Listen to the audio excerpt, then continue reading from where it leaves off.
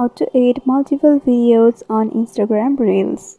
So if you want to add and post multiple Reels on your Instagram account, then this video might help you. So make sure you watch this video till the end and to subscribe to our channel for more videos like this. Now let's get into the video. So right now I am at the home page of Instagram, from where you'll be able to explore to various Reels or videos.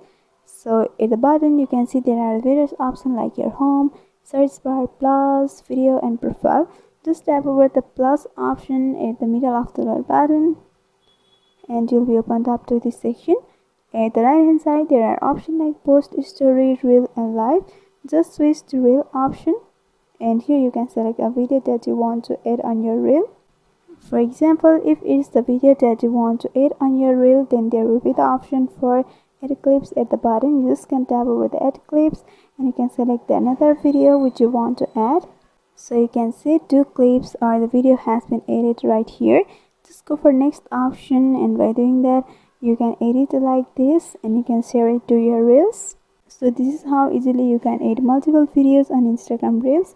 So hope this video was helpful. If you want us to make any tutorial videos on any topics, then you can mention down below in the comment section. Thanks for watching.